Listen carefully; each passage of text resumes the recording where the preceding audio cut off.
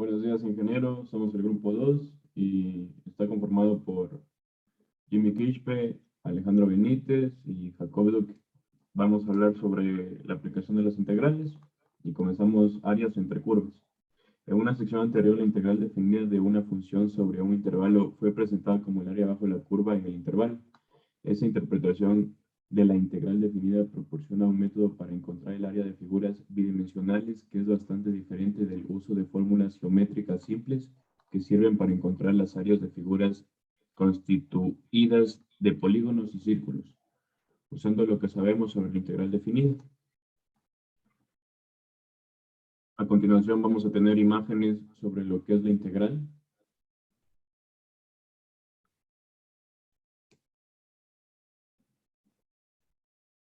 Y en esta parte tenemos la ecuación. Como dicen los gráficos, tiene sentido decir que área bajo la curva de f menos el área bajo g es el área entre f y g. Y aquí está la fórmula integral. Esta relación es válida siempre y cuando las dos funciones sean continuas y la función de orden superior f de x mayor o igual que g de x en el intervalo a a b. Volumen de un sólido de revolución. Si una función se gira con respecto a un eje del plano, se genera un volumen conocido como sólido de revolución y el eje se le llama eje de revolución.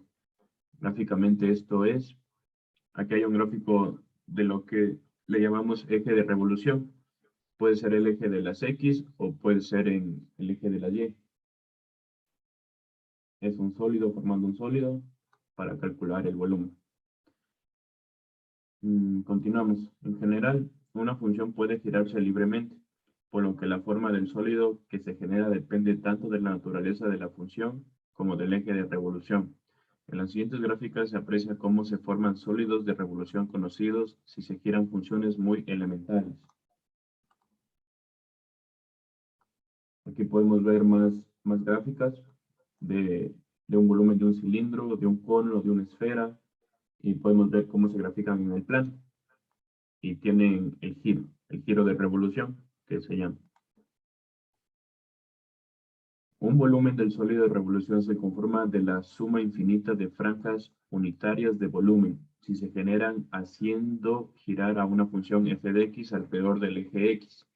Se puede calcular por medio de volumen es igual a integral de pi por f de x al cuadrado de x en el intervalo a b, donde a y b representan las rectas que lo limitan, es decir, son los extremos.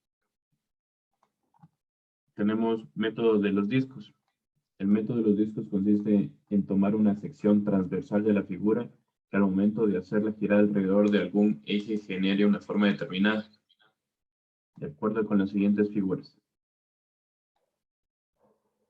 Esto también es parte del volumen, eje de revolución. El volumen generado al girar el rectángulo en torno al eje de revolución genera un disco cuyo volumen es volumen igual pi por r al cuadrado menos r al cuadrado igual w. El volumen exacto para eje de revolución horizontal será, aquí podemos encontrar la fórmula, y si el eje de revolución es vertical, se tendrá, cuando es horizontal, va en función en eje de las X, y cuando es vertical, va en función en el eje de las Y, como podemos observar en las dos fórmulas. A continuación, longitud de arco. La longitud del arco de la curva f de x comprendida entre las abscisas x igual a y x igual a b, viene dada por la integral definida. Aquí podemos ver la fórmula que está en el eje de las y, o sea, dx sobre dy al cuadrado en función de y. La longitud del arco es la medida de la distancia o camino recorrido a lo largo de una curva o dimensión lineal. Las primeras mediciones se hicieron posibles a través de aproximaciones trazando un polígono dentro de la curva y calculando la longitud de los lados de este para obtener un valor aproximado de la longitud de la curva, mientras se usaban más segmentos disminuyendo la longitud de cada uno. Se obtenía una aproximación cada vez mejor. La longitud de una curva plana se puede aproximar al sumar pequeños segmentos de recta que se ajusten a la curva. Esta aproximación será más ajustada entre más segmentos sean y a la vez sean los más pequeños posibles, como lo muestra en la siguiente figura.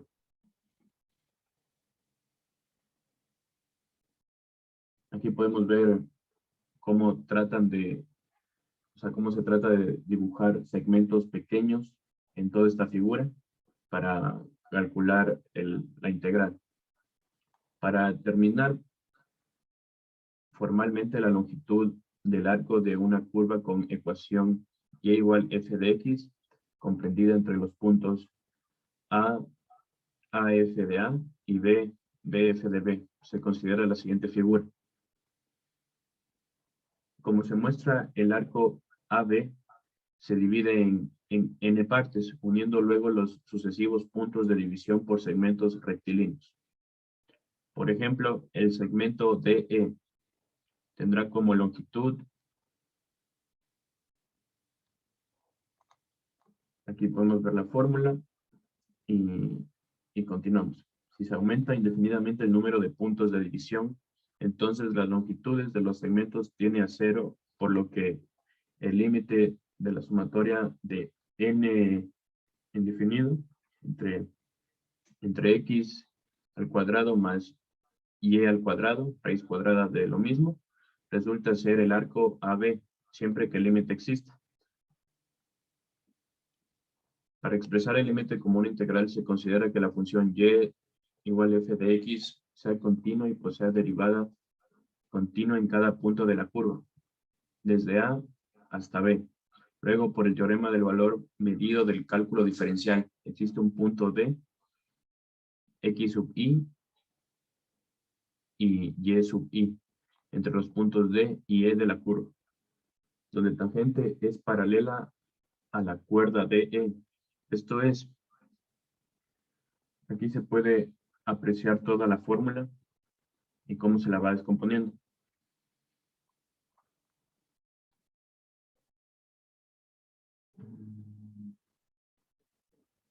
Esto corresponde a la definición de integral, de la longitud y la forma.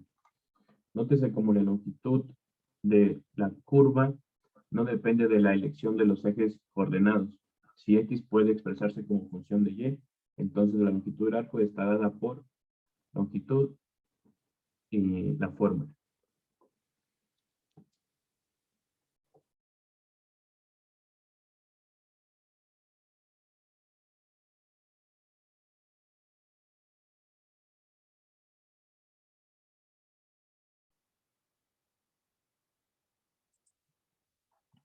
Aplicaciones a la física, ingeniería, biología, economía.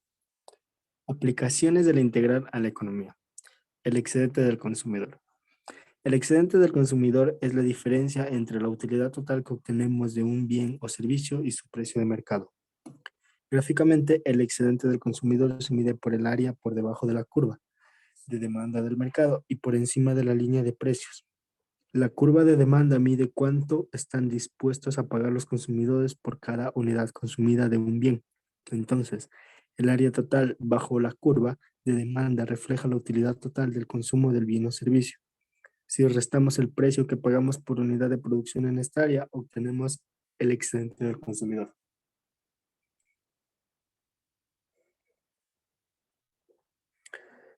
Ahí podemos ver la gráfica que representa el excedente del consumidor. Aplicaciones de la integral a la física. Los problemas de movimiento son muy comunes en todo el cálculo. En el cálculo diferencial razonamos sobre la velocidad de un objeto en movimiento dada su función de posición. En el cálculo integral vamos en la dirección opuesta. Dada la función de velocidad de un objeto en movimiento, razonamos sobre su posición o sobre el cambio en su posición. Digamos que una partícula se mueve en línea recta con una velocidad determinada por la ecuación v de t es igual a 5 menos t metros por segundo, donde t es el tiempo en segundo. Cuando la velocidad es positiva, la partícula se mueve a la derecha de la línea, y cuando la velocidad es negativa, la partícula va en retroceso. Ahora, preguntémonos por el desplazamiento de la partícula. Cuando el tiempo es 0 segundos y 10 segundos, En este ejemplo, la razón de cambio de la posición de la partícula está conformada por la integral definida de 0 a 10 v de t diferencial de t.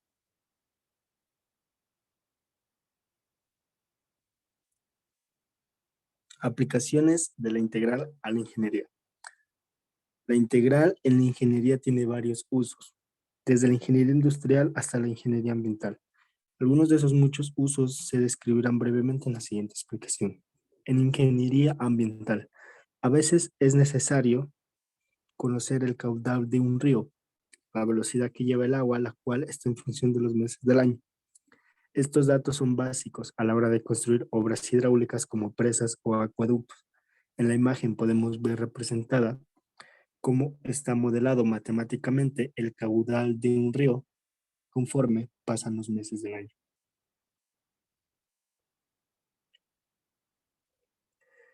Ingeniería de sistemas. En el manejo de datos o señales, es posible determinar el valor medio de una señal genérica en cierto intervalo de tiempo, así como su valor eficaz. Todo esto gracias a las integrales definidas.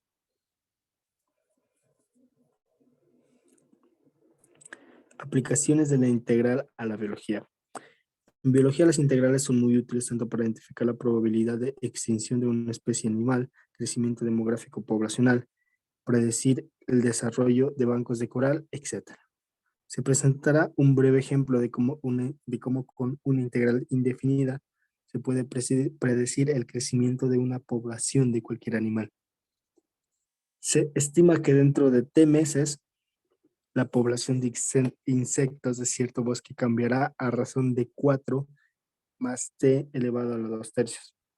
Si la población actual es de 10.000, ¿cuál será la población dentro de 8 meses?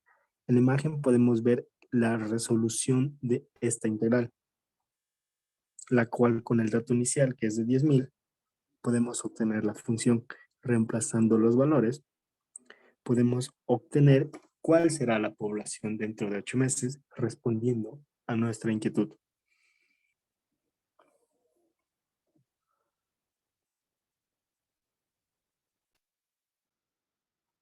Y, tenemos la aplicación a la teoría de la probabilidad. Nos dice que cualquier función real f de x mayor o igual a 0, definida en algún dominio de D de R, que son todos los números reales, se dice que es una función de densidad si satisface lo siguiente. Tenemos la integral definida entre el menos infinito hacia el e infinito de f de x con respecto de x. Esto nos da el resultado de 1. Desde un punto de vista geométrico, esto significa que el área bajo la curva de la función f de x es igual a 1. Vamos a ver la distribución normal. Muchos fenómenos aleatorios se pueden modelar utilizando una distribución normal, definida de la siguiente manera. F de x es igual a 1 sobre la desviación estándar que multiplica la raíz de 2pi. Toda esta expresión multiplicada por el número de Euler elevado a la menos x menos u al cuadrado sobre 2 que multiplica la desviación estándar elevado al cuadrado, donde es la media de la función f de x. El símbolo es la desviación estándar y el cual se puede interpretar como qué tan dispersos están los valores de x. Geométricamente, esta distribución normal tiene una figura similar al de una campana, como se muestra en la siguiente imagen. Ahora, el factor 1 sobre la desviación estándar que multiplica la raíz de 2pi es necesario para que f de x sea normalizable y por tanto sea una función de densidad de probabilidad. Tenemos otro tipo de distribución normal que es la distribución normal reducida tipificada. Nos dice que si a partir de una variable x que siga una distribución normal, obtenemos una variable z, que sea z es igual a x menos u sobre la desviación estándar. Su función de densidad vendrá dada por la siguiente expresión. F con respecto de z es igual a f de x que multiplica el valor absoluto de j, donde el valor absoluto de j es igual al diferencial de x sobre el diferencial de z, dado que x es igual a la desviación estándar por z más u. Igual el valor absoluto de j es igual a la desviación estándar, quedándonos una fórmula que nos dice f de x es igual a y es igual el número de Euler elevado a la x menos u al cuadrado sobre 2 por la desviación estándar al cuadrado. Todo esto sobre la desviación estándar por raíz de 2pi. Hacemos una igualación donde f de z es igual al número de Euler elevado a la menos z cuadrado sobre 2. Todo esto dividido para la raíz de 2pi. Ahora, comparando f de z con f de x, se puede ver que la función de densidad de z sería la de una distribución normal que tenga por parámetros u es igual a 0 y distribución estándar es igual a 1. Ahora, podemos concluir las siguientes propiedades de la distribución normal 0, 1. Es que su función de densidad es simétrica respecto a z es igual a 0, que su función de densidad presenta dos asíntotas para z es igual a más menos infinito, tendiendo a 0 por ambos lados, que presenta dos puntos de inflexión en z es igual a más menos 1 y que presenta un máximo en z es igual a 0. Aquí podemos ver la representación geométrica de dicha función. Ahora vamos a hablar sobre el valor promedio de una función. Sea y es igual a f de x de una función definida entre intervalo cerrado de a y b y que los puntos x sub 1, x sub 2, x sub 3, x sub n pertenecen a dicho intervalo. Entonces, el valor promedio de los n valores correspondientes de la función f de x sub 1, f de x sub 2, f de x sub 3, f de x sub n, la cual se puede denotar por integral de x, está dado por la integral de f de x, que es igual a la sumatoria de n números cuando i es igual a 1 de f de x sub i. Todo eso sobre n. Lo anterior puede extenderse al caso en que la función y es igual a f de x, ya que está definida y es continua para todos los puntos x sub n en el intervalo cerrado de entre a y b.